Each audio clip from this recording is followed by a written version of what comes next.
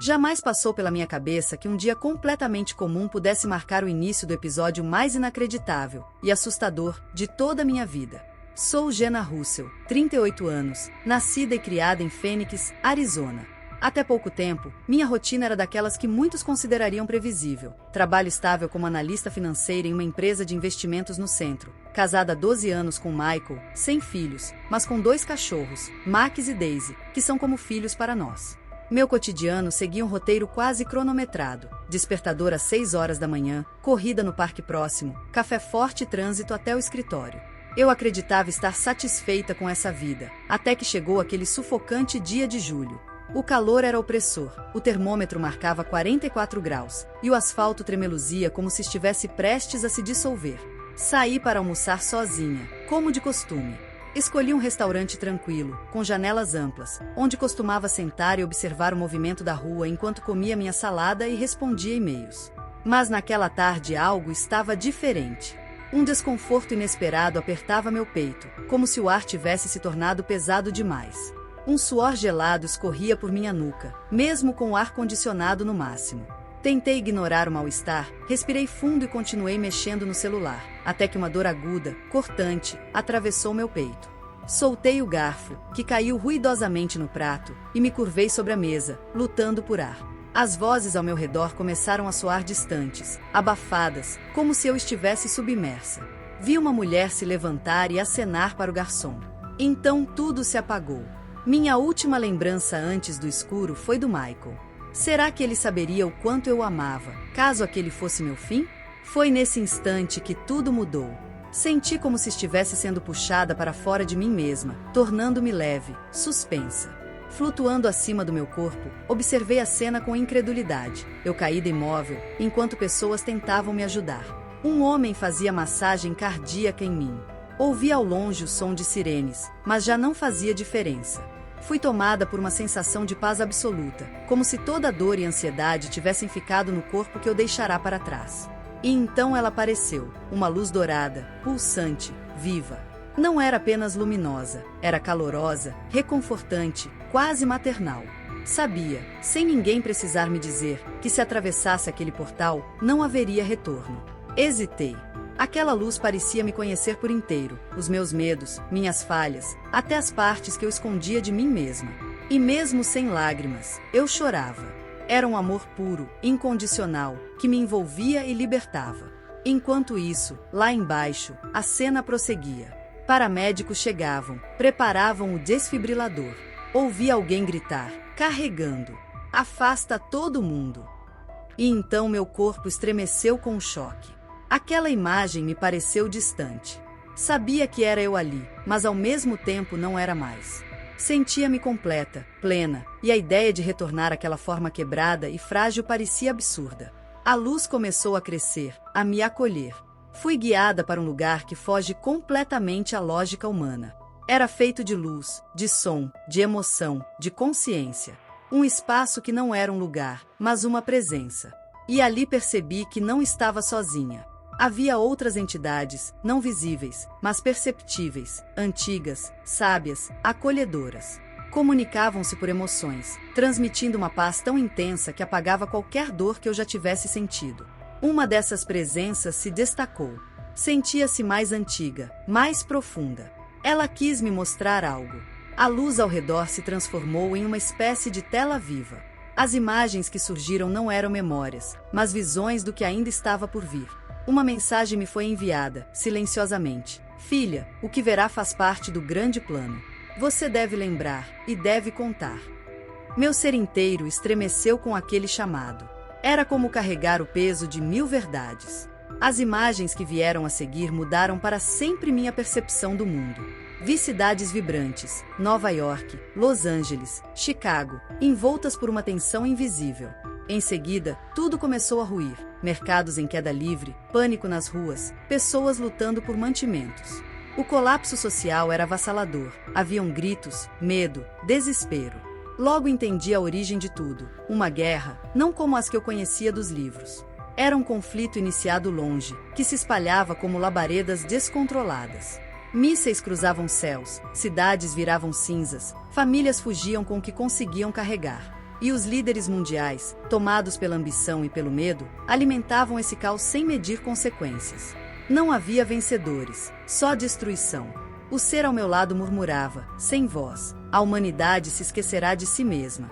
O amor será abafado pelo desespero. Mas este é apenas o começo do despertar. Quis perguntar por quê. Por que tanto sofrimento? Mas antes que pudesse pensar em palavras, outra cena surgiu: multidões em movimento. Milhões de pessoas atravessando fronteiras, cruzando desertos, deixando tudo para trás. E o destino era claro: o Sul.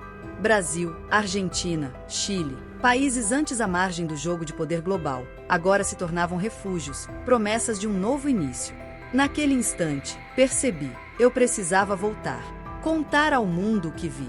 Avisar, alertar. Talvez ainda houvesse tempo. Sentia-me dividida entre dois mundos, um de luz e plenitude e outro em colapso, implorando por esperança. Mas sabia o que precisava fazer. Aquela presença luminosa, que irradiava sabedoria e uma compaixão indescritível, permaneceu ao meu lado durante todo o tempo. Não havia julgamento, tampouco tentativas de me convencer de algo. Ela apenas me permitia sentir. E o que eu sentia era um amor tão imenso pela humanidade que doía como uma ferida aberta. As imagens que eu havia testemunhado, guerras, desespero, deslocamentos em massa, começaram a se dissolver no brilho da luz ao meu redor. Pareciam se afastar como ecos de um futuro ainda por vir. Instintivamente, tentei me agarrar àquelas cenas, como quem tenta segurar a areia escorrendo entre os dedos. Queria lembrar de tudo, palavra por palavra, imagem por imagem. Temia esquecer caso voltasse. Mas a presença ao meu lado me acalmou com uma mensagem silenciosa que tocou diretamente minha alma: o que for necessário será lembrado. O que não for, não deve ser dito. Essas palavras, sem voz, foram gravadas em mim com uma nitidez que ultrapassava qualquer explicação racional. E então o momento que eu mais temia chegou: o chamado para retornar. A luz, que até então me envolvia como um manto quente e protetor, começou a mudar. Não era uma expulsão. Era um adeus terno, como de uma mãe que, mesmo de coração apertado, sabe que precisa deixar o filho seguir. Tudo em mim queria ficar. Meu ser gritava em silêncio: por favor, não me tirem daqui. Mas havia algo maior, uma força inevitável e cheia de propósito, que começou a me puxar de volta. A paz começou a se desfazer, substituída por uma sensação de densidade, de gravidade. Eu estava retornando à matéria, ao peso do corpo físico. Era como mergulhar em um oceano profundo depois de ter flutuado no ar. Com o retorno, vieram os sons, primeiro abafados, depois claros. Vozes apressadas, ruídos de aparelhos médicos, o apito insistente de monitores cardíacos. O cheiro de hospital, o gosto metálico no ar. A vida terrena me envolvia novamente. Eu sabia, com certeza, que nada mais seria igual. Mas antes de cruzar de vez a fronteira entre os mundos, aquela presença me ofereceu uma última dádiva, uma frase, simples, absoluta: a verdade liberta. E o amor é a única verdade. Essas palavras queimaram em minha alma como marcas de fogo. Eu sabia que seria o meu norte de agora em diante. Quando finalmente abri os olhos, a dor me atingiu como uma onda, uma dor crua, densa, como se meu corpo estivesse reaprendendo a existir. O ar invadiu meus pulmões com violência, e eu engasguei. O som das máquinas, os passos apressados, as ordens médicas, tudo era exageradamente real, quase insuportável. Alguém segurou minha mão. Era uma mulher, talvez uma enfermeira. Seus olhos estavam marejados. Ela voltou, ouvi ela dizer, com a voz embargada. E sim, eu havia voltado. Mas algo em mim tinha mudado para sempre. Enquanto meu corpo era monitorado e os profissionais ao redor celebravam o que chamavam de milagre, minha mente vagava longe. As imagens que me foram mostradas ainda dançavam diante dos meus olhos. Guerra, crise, êxodo. Elas se misturavam à realidade como fantasmas colados à minha retina. Fui levada às pressas para o Hospital Central de Fênix. Pouco tempo depois, Michael chegou. Seu rosto trazia um misto de pânico e alívio. Quando me viu, se aproximou devagar, segurou meu rosto entre as mãos trêmulas e repetiu, quase sem acreditar: Jenna, meu Deus, você voltou para mim. Eu queria dizer que o amava, que tudo ia ficar bem. Mas minha garganta era um nó. Só consegui chorar. Ele chorou comigo, alheio ao movimento frenético da equipe médica ao nosso redor. Mais tarde, os exames confirmaram o que todos temiam: eu havia sofrido um infarto gravíssimo. Os médicos disseram que minha sobrevivência era improvável, e voltar à consciência era praticamente impossível. Mas lá estava eu, viva, e carregando um segredo que ninguém ao meu redor poderia imaginar. Enquanto celebravam minha recuperação, eu me perguntava: como vou contar ao mundo o que vi? Naquela noite, sozinha no quarto, encarei o teto e deixei as palavras do Ser da Luz ecoarem na minha mente: a verdade liberta. E o amor é a única verdade. Mas como transmitir uma verdade tão pesada? Como falar sobre um futuro sombrio sem semear o pânico? Eu não sabia. Só tinha certeza de uma coisa: eu não voltei à toa. Após receber alta, retornei para casa com um aperto no peito que nada tinha a ver com o infarto. Era o peso da missão. O mundo parecia seguir normalmente: o trânsito, os cafés, as notícias triviais nos telejornais. Mas eu via além. Sabia que por trás daquela aparente normalidade havia uma fragilidade profunda, um véu prestes a se rasgar. Michael fazia o possível para me proteger. Cercava-me de carinho, tentando afastar qualquer pensamento que pudesse me perturbar. Mas como explicar que a dor que mais me consumia não era física, e sim espiritual? Como contar a ele que o mundo em que vivíamos estava por um fio? Em muitas noites, enquanto ele dormia ao meu lado, eu observava seu rosto sereno e me perguntava: como vou dizer que tudo está prestes a mudar? Quando finalmente criei coragem, escolhi um entardecer. Estávamos na varanda, o céu pintado em laranja e vermelho. Parecia o cenário ideal. Mike, comecei, eu preciso te contar o que aconteceu comigo. O que vi enquanto estive do outro lado. Ele sorriu, mas havia um receio no fundo do seu olhar, como se soubesse que o que eu tinha para dizer não era leve. Contei sobre a luz, sobre a paz, sobre o amor indescritível. Vi um alívio breve em seu rosto. Mas quando mencionei as visões da guerra, do colapso, da migração, seu sorriso desapareceu. Ele desviou o olhar. Jenna, ele disse, com ternura, você passou por um trauma enorme. Talvez sua mente tenha criado tudo isso para suportar a dor. Suas palavras me atingiram como um golpe. Pior do que qualquer desfibrilador. Ele queria me proteger, eu sabia. Mas naquele momento, me senti uma estranha dentro da minha própria vida. Mesmo assim, não desisti. Tentei contar à minha irmã, à minha melhor amiga, até ao pastor da igreja que eu frequentava de vez em quando. Sempre recebia o mesmo olhar, uma mistura de pena e descrença. Eles achavam que era o trauma falando. Um delírio, um reflexo do medo, mas eu sabia que era real. E com o passar dos dias, o silêncio se tornou insuportável. A urgência de dividir o que vi crescia dentro de mim como uma tempestade represada, pronta para romper. Comecei a despertar todos os dias com a sensação inquietante de que algo se aproximava, um pressentimento que pairava no ar, como a eletricidade que antecede uma tempestade. Fênix seguia seu ritmo habitual, com céu limpo e sol escaldante, mas para mim, tudo estava alterado. Era como se eu vivesse entre dois mundos, o que todos viam e o outro, oculto, que eu sabia estar prestes a se revelar. Essa dualidade me corroía por dentro. As noites se tornaram um tormento. Sonhos vívidos me transportavam de volta às visões que recebi do outro lado. Eu via novamente os mercados em colapso, os líderes mundiais em reuniões caóticas que sempre terminavam em gritos e impasses, os céus rasgados por mísseis e os edifícios consumidos por chamas. Mas o que mais me doía eram os rostos. Homens, mulheres e crianças cobertos de poeira e desespero, atravessando terras áridas, fugindo do que restava. Milhares caminhavam rumo ao sul, em direção à América do Sul, o último reduto de esperança. Acordava suando frio, o coração disparado, e passava o resto da madrugada acordada, sentada na sala, tentando entender o que deveria fazer com tudo aquilo. Então comecei a escrever. Foi a única forma que encontrei de aliviar a pressão interna. Preenchi cadernos, folhas soltas, arquivos no computador com tudo que me foi mostrado. As cidades em ruínas, os sistemas desmoronando, as multidões em movimento. Mas não era só isso. Eu escrevia sobre o sentimento que envolvia aquele futuro. Um misto de medo profundo e uma esperança frágil, mas real. Porque mesmo em meio à devastação, havia uma promessa de recomeço. O ser de luz havia me mostrado isso. No fim daquele caminho escuro, existia a possibilidade de reconstrução. Mas como fazer o mundo ouvir? Era a pergunta que me acompanhava todos os dias. Se nem minha família conseguia acreditar, se meus amigos atribuíam tudo ao trauma, como esperar que estranhos aceitassem? Apesar disso, algo dentro de mim não desistia. Era como se a mesma luz que me tocou ainda murmurasse em meu íntimo: você foi escolhida para lembrar. Você foi escolhida para alertar. E então decidi que faria o que estivesse ao meu alcance. Começaria pelas palavras. Se ninguém estava pronto para me ouvir falando, talvez pudessem ler, e ali nas entrelinhas, sentir a verdade. Minhas madrugadas se tornaram rituais silenciosos. Enquanto o mundo dormia, eu me sentava sozinha diante da tela ou dos papéis, tentando traduzir em palavras as imagens que ainda queimavam dentro de mim. Sabia que o caminho seria solitário, que enfrentaria olhares de dúvida e silêncio desconfortável, mas também sabia que já não havia como recuar. Não depois de tudo que me foi mostrado. À medida que registrava aquelas visões noite após noite, algo começou a mudar dentro de mim. Percebi que passava a enxergar o cotidiano de outro modo.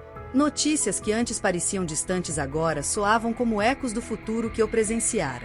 Tensões entre países, sinais de instabilidade econômica, protestos em lugares antes estáveis, tudo me fazia estremecer.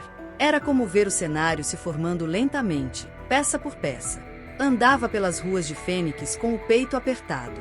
As pessoas pareciam alheias, presas às suas rotinas, às notificações dos celulares, aos problemas pequenos. E dentro de mim havia um grito contido: vocês não veem? Isso tudo vai mudar. Preparem-se. Mas eu não gritava. Guardava a dor e continuava a escrever. O medo de ser rotulada como louca ainda me rondava. Mas esse medo, aos poucos, começava a perder força diante da urgência que me movia. Sentia que tinha voltado à vida por um propósito. E mesmo que ninguém mais entendesse, eu precisava cumpri-lo. Numa noite qualquer, enquanto assistíamos ao noticiário, passou uma matéria sobre o aumento de tensões militares no leste europeu. O tom era sutilmente alarmante, mas ainda revestido pela narrativa calma dos apresentadores.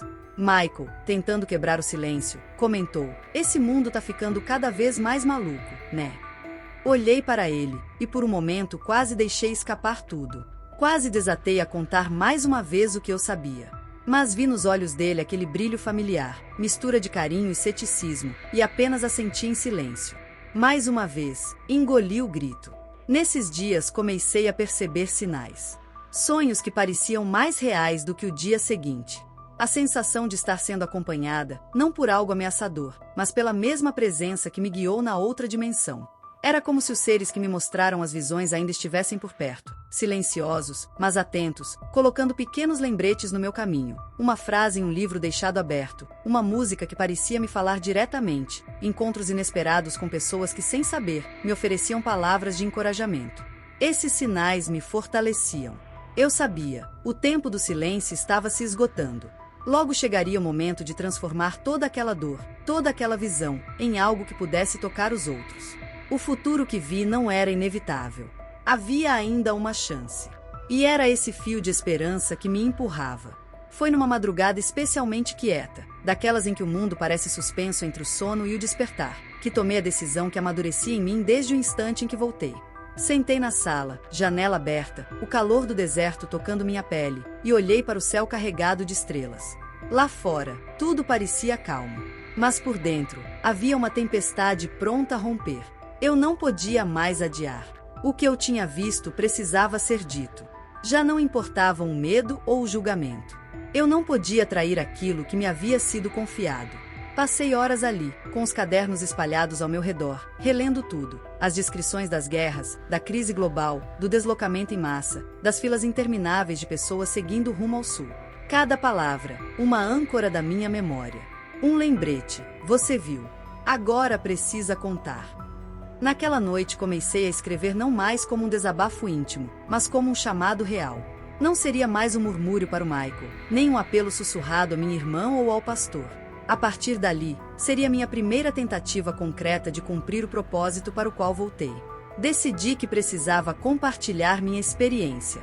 Não importava se seria por meio de um vídeo, de um texto ou de qualquer outro formato. O importante era que saísse de mim, sem os filtros dos olhares carregados de dúvida, mesmo os mais amorosos. Eu ainda não sabia como exatamente faria isso, mas sentia que só a verdade contada com a minha própria voz poderia tocar alguém de verdade. Era essa verdade íntima, crua e pessoal, que talvez pudesse atravessar o véu da descrença. Quando essa decisão se firmou dentro de mim, senti uma paz diferente me envolver. Não era aquela paz etérea da luz que experimentei do outro lado, mas uma paz feita de propósito, de coragem, de entrega. O medo continuava ali, como uma sombra, como uma lembrança, mas já não era o que me guiava. Eu sabia que muitos me chamariam de perturbada, de sensacionalista, de alguém tentando dar sentido a um trauma de quase morte. Mas nenhuma dessas opiniões era mais forte do que a mensagem que recebi: a verdade liberta. E o amor é a única verdade. Respirei fundo, e ao olhar para o céu noturno daquela noite quente, quase pude ouvir o universo sussurrar: agora, filha, você está pronta. Na manhã seguinte, despertei diferente. Havia em mim um foco novo, um impulso que não vinha da mente, mas do coração. Finalmente compreendi por que eu havia voltado. E com isso, soube que era hora de transformar tudo em palavras. Levantei antes do amanhecer, com a casa ainda envolta em silêncio. Fui até o pequeno escritório que até então mal havia usado. Sentei-me diante do computador, respirei fundo e abri o programa de gravação. Minhas mãos tremiam levemente enquanto ajustava a câmera. Não havia maquiagem, não havia roteiro, apenas eu, sem máscaras, sem armaduras. Apertei o botão de gravação e deixei a alma falar. Contei tudo, desde o momento em que meu corpo tombou no restaurante até a luz dourada que me acolheu do outro lado. Falei dos seres de sabedoria, das visões que me mostraram, das cidades em ruínas, das economias em colapso, das pessoas marchando para o sul em busca de um novo começo. Falei da dor, da beleza, da promessa. Minha voz vacilou várias vezes, tomada pela emoção. As imagens ainda estavam vivas em mim. Eu via de novo os rostos das crianças assustadas, mas também os olhos que, mesmo em meio ao caos, ainda brilhavam com esperança. Repeti a frase que me foi confiada, aquela que se tornou minha guia: a verdade liberta. E o amor é a única verdade. Quando terminei a gravação, fiquei ali em silêncio, escutando meu próprio coração. Era como se algo dentro de mim finalmente tivesse encontrado lugar. Aquele vídeo não era apenas um relato. Era o primeiro passo de algo muito maior do que eu. Não sabia quem veria, nem se acreditariam.